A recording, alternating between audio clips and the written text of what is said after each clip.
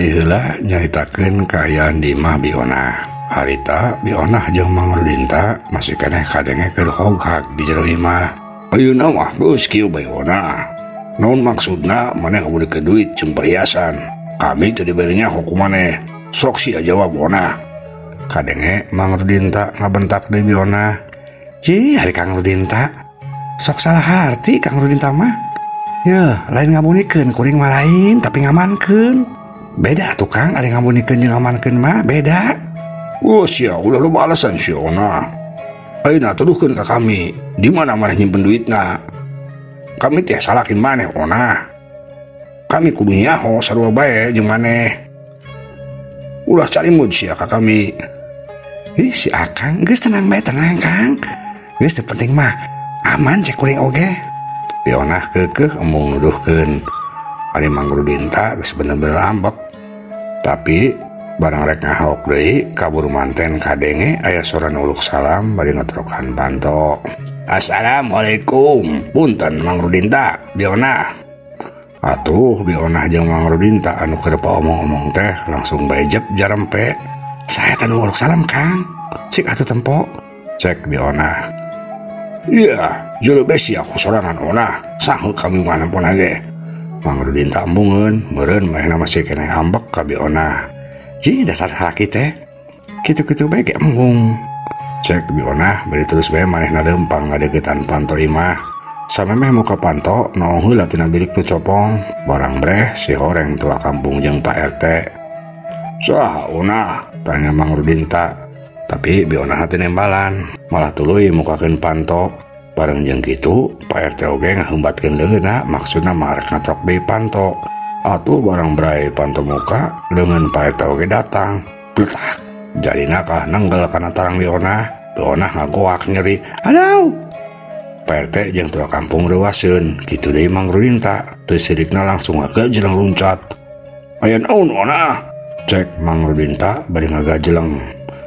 Barang jeung Mang Rudinta luncat, Pak RT oge rojol. Maksudna manehna rek mentang hampura ka Biona. Atuh tungtung nama kalah tabrakan deui bae Mang Rudinta jeung Pak RT.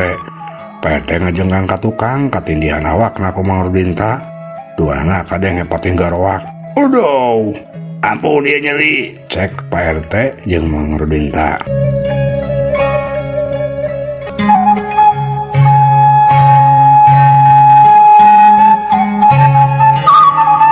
Ari Biona jeung tua kampung nempok ayan kitu teh kalah saleseurian.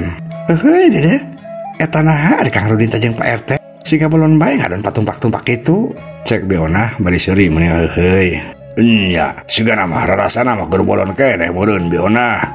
Cek tua kampung. Ari Pak RT jeung Mang Rudinta katempo kakarek ngaruliat hudang. Barang nampo Biona jeung tua kampung kalah saleseurian, Pak RT jeung Mang Rudinta meuni ambek. Jeh. Nempo batur sarang-sarang teh kalah surak. Dasar manusia teu boga rarasaan. Cek Pak RT bari leungeun nanya pengan kana cangkengna anu karasa nyeri. Iya, lain tulungan nempo batur sidaka teh. Dasar barulung kabeh ge. Cek Mang Rudinta. Ih atuh da kumaha amal-amalan nanya patua. Cek Biona. Weuh sampura hampura. Jambak sakitu mah. Jauh keneh atuh da kana peujit. Cek tua kampung bari manehna ge rada nyarengeh keneh. Pak RT jeung Mang Rudinta geus teu ngaromong deui, katempo duanana masih keneh maranyun. Lain ieu teh Mang Rudinta, Biona. Maksud kuring kadarieu jeung Pak RT teh rek ukur imah, maksudna mah rek ukur tanah. Lantaran ceunang ke beurang parablana rek kadari deui. Rek ngalunasan ka Bah Rustam. Cek tua kampung. Kade kitu Biona jeung Mang Rudinta langsung saruringhak siga nu bungah pisan. Alhamdulillahirabbil alamin. Jadi jantungnya patua ku Bah Rustam dical deui teh. Nya Biona. Ke beurang cenah rek dilunasana, bejana mah. Ih syukur atuh. Berarti lamun kitu mah kuring oge bakal menang ditambahannya duitna ti Bah Rustam.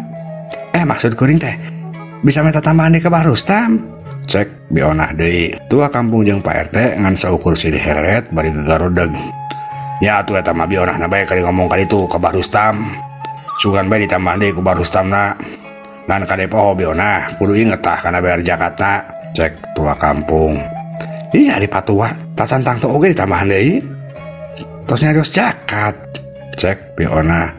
Ji, ari kuring mangan saukur ngingetan Biona. Adi ngaran harta mah kabeh ge kudu di jakatan, jakat penghasilan cenah gitu cek agama teh. Cek tua kampung deui. Geus tenang we patua Pak RT. Masalah jakat mah gampang. Nu penting mah kudu harus tamna kuring ditambahan deui. Tua kampung teu ngomong deui, malah tuluy ngareret ka Pak RT. Bah Pak RT, cuang ukur heula tanah jeung ibahna bisa kaburu burang manten. Cek tua kampung. Ayo atuh patua, benar bisa kaburu burang manten. Wayahna Mang Rudin ta biona. Saksian bisi batas salah. Tembal Pak RT. Geus teu loba omong deui, Pak RT jeung tua kampung terus keluar. Dituturkeun ku Bionah jeung Mang Rudin ta. Cag urang tunda heula.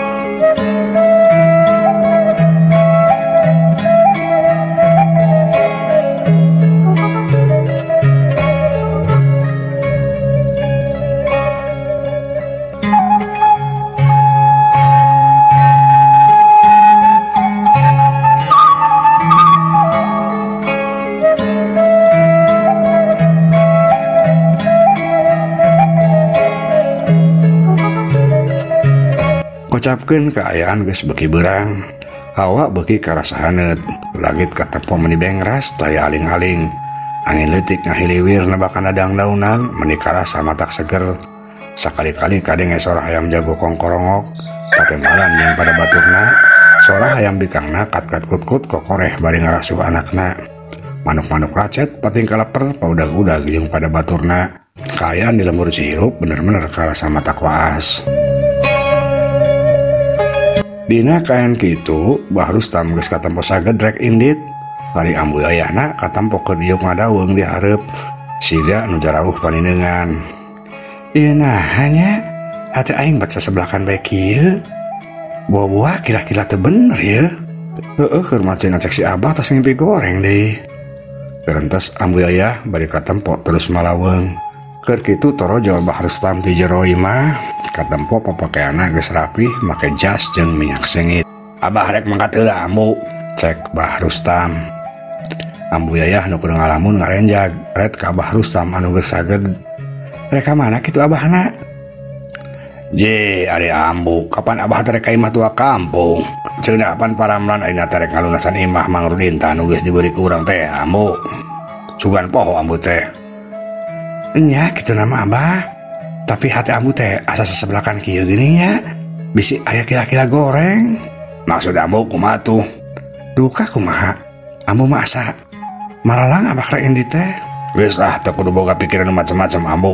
Sagalana ge geus diatur ku Allah. Moal aya nu bisa ngere mudorot atawa manfaat salian ti Allah mah. Sagalana ge urang bade usuk malikeun ku Allah. Jadi teu kudu loba kasieun.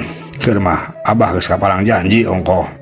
Ambu yayah ngahulang, tapi tulunya mah pok nyarita deui. Nya atuh abah, hati-hati bae atuh nya. Ngadoang kok mah disalametkeun ka Gusti Allah. Cek ambu yayah. Akhirna mah ngijinan oge Bah Rustam indit. Nya atuh abah mangkat heula. Assalamualaikum, cek Bah Rustam. Bari terus gejlig bae indit. Waalaikumsalam, tembal ambu yayah. Bari panonna terus bae mencerong ngawaskeun Bah Rustam anu indit.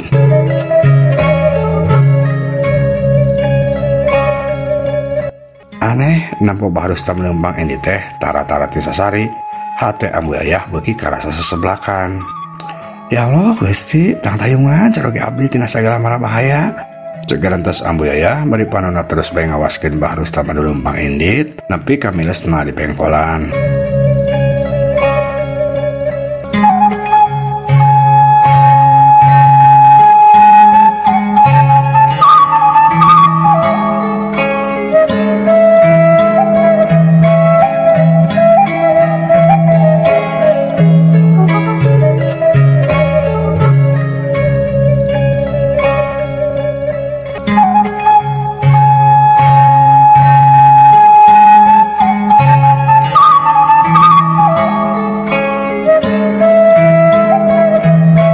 Hawa beuki karasa panas, panan poe beuki naek ka luhur, kaayaan di pelemburan meni karasa jempling, jalma-jalma sari bukaneh meureun di sawah atawa kebon.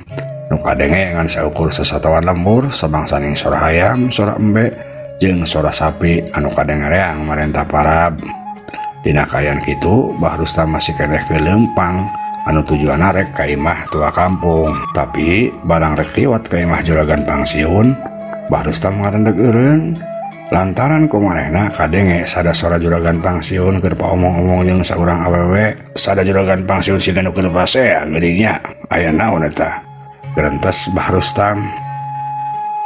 Rustam jadina ngarasa penasaran tuluy leumpang lalaunan ngadeukeutan ka pipir imah juragan pangsiun. Tidinya sora nu keur pasea teh kadenge beuki jentre. "Punten ya juragan, punten ya.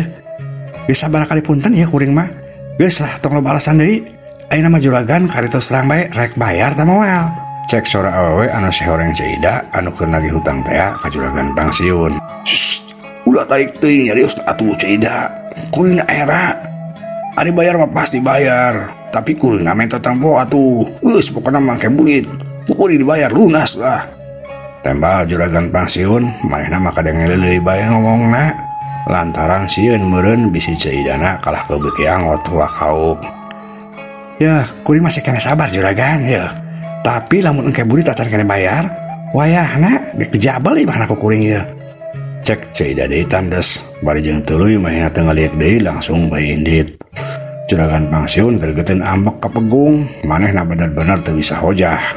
"Bu, nah aing teh bet abas-abas teuing hirup teh, dasar awe curig." Gerentas juragan pangsiun bari tuluy manehna oge indit asup ka jero, gek diuk dina kursi satengah ngabubutkeun maneh, leng hulang.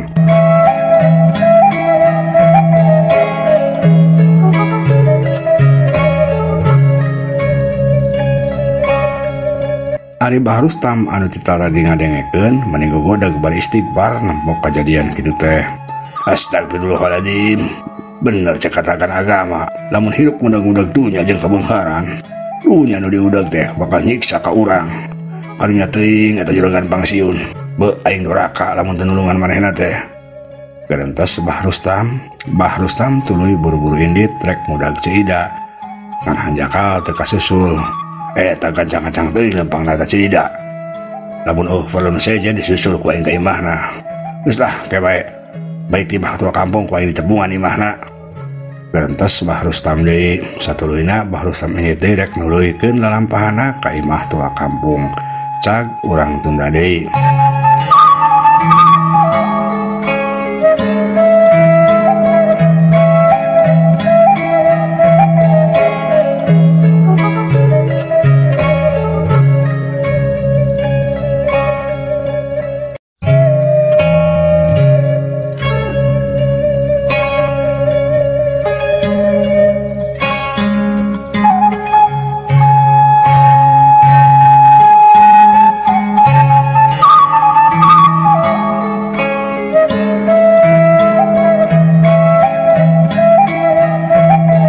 Kaayaan di lembur Cihirup beuki karasa paras mareret, nandakeun waktu geus beuki nyedak ka beurang.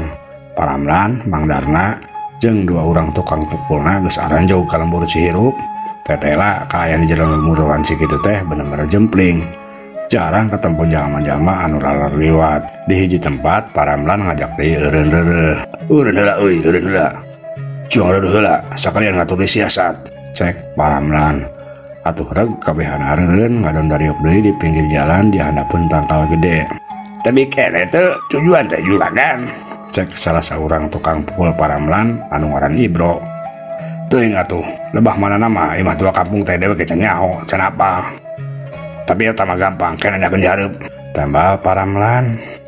Sakadapan mah kabehana eueuh nu nyarita deui, kabehana ngareureuhkeun heula kacape. Teu lapok Paramlan kadenge deui nyarita. "Kieu euy jumanta Ibro, dewek ngingatkeun sakali deui yeuh kade poho. Sasaran maneh duaan anu kudu dipodaran ku maneh nyaeta engke jalma anu nerima duit ti dewek yeuh kade salah sasaran. Lamun urang geus ajau ka ditu ka imah tua kampung masuk dewek teh, maraneh mah teu kudu ilu asup, intip bae boh naon ti pipir imah. Awaskeun saha anu nampa duit ti dewek, eta anu kudu ku maneh dipodaran. Karti euy." "Kaatos juragan, pokona mah ngajamin lah moal salah sasaran." "Halus, ari maneh kumaha Ibro?" "Uing oge siap juragan, pokona mah uing pasti taat, moal salah juragan, moal salah sasaran." Tembal jalma anu ngaran Ibro ngan waktosna seep. Ieu dongeng karangan pribados Kang Abun Burhanuddin. Hapunten kakirangana mugia katampi kalian kabingahan. Assalamualaikum warahmatullahi wabarakatuh.